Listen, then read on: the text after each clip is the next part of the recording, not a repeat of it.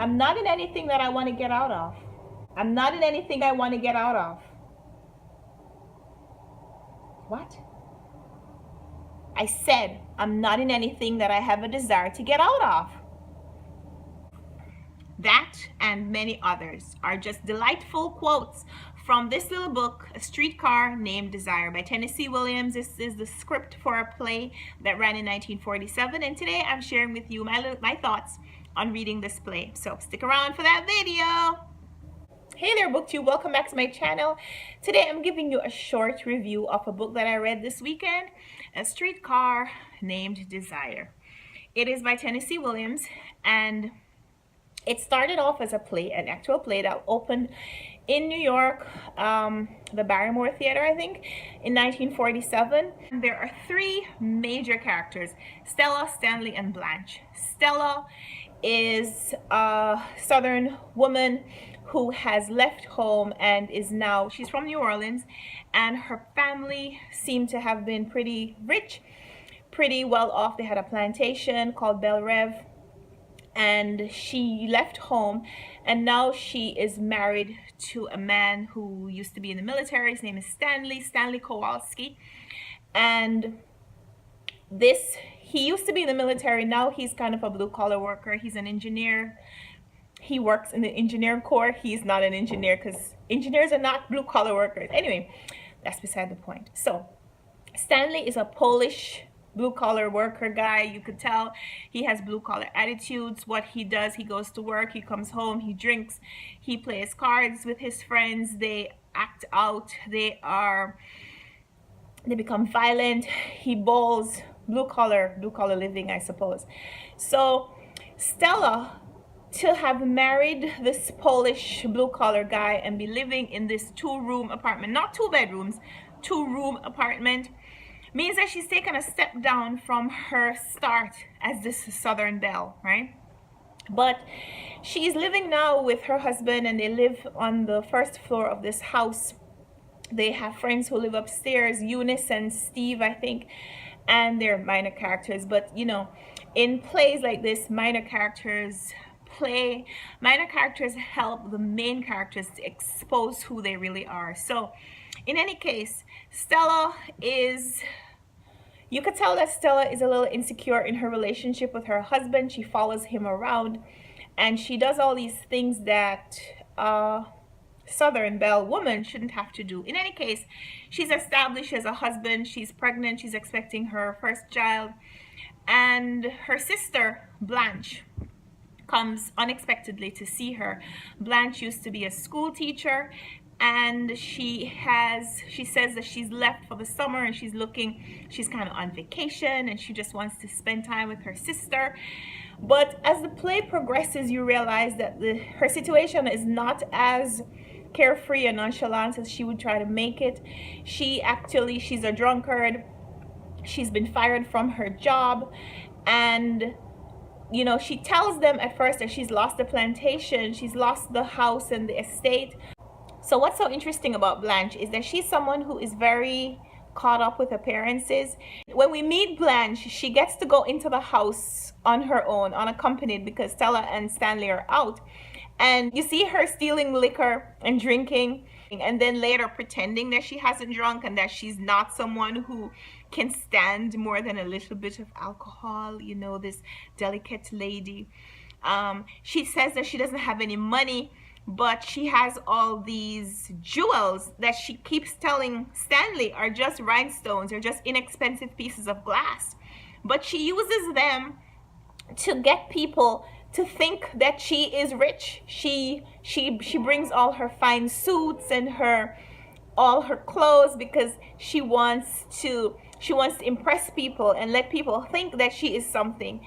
And later, in her conversation with Mitch, who becomes her potential suitor, she explains that she shouldn't have to do any of those things because it shouldn't be about appearances, because appearances fade. But what she has to contribute is just so much more. But then you start to wonder, does she really believe that? Because she has spent so much of her time focused on how she is presented to other people. So does she really believe that, or is that just something, is that just a line that she's kind of concocted to make herself feel better about losing her appearances? So Blanche has come to stay with Stella, and she's come for a long period of time, and you know, she kind of talks kind of highty-tighty. She has this elevated way of speaking as though, you know, she could do better, and she would go and stay in a hotel, but she doesn't want to hurt her sister's feelings. And then you realize that she couldn't go to stay in a hotel because she can't afford it. She's broke, she's penniless, she has lost not just the family house, but she's lost everything, including her reputation, really. But in one of the first interactions that we see between Blanche and Stanley, Stella's husband, is Stanley accusing Blanche of trying to con Stella out of her true inheritance, that she has sold the house and used the money to purchase furs and diamonds and so on, and casting herself off as being broke. As the story progresses, there are a lot of quotes that have made their way into pop culture, and maybe you've heard them, maybe you've even used them yourself without knowing that they actually came from this book. One of those quotes is towards the end of the play when Blanche says, "I've always depended on the kindness of strangers." And I don't know if you've thought about why someone would say that, but if you're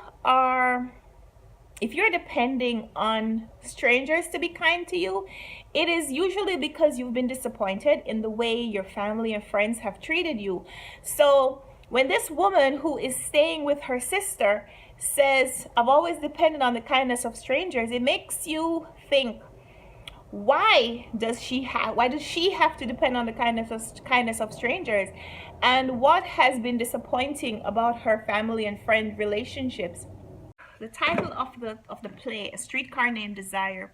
So the Desire is actually the name of the streetcar that runs in their town, that runs in their neighborhood, and that is the car that Blanche arrives in when she comes to visit her sister.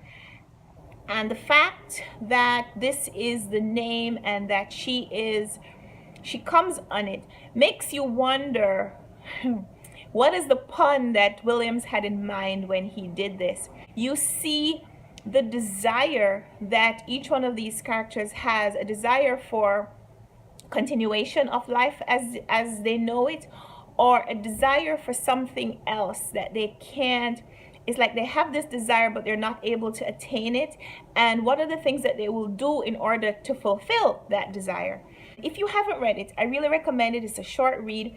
I was looking for short books so that I can finish up my challenge. This is book number 93 in my challenge, my personal challenge to read 100 books this year.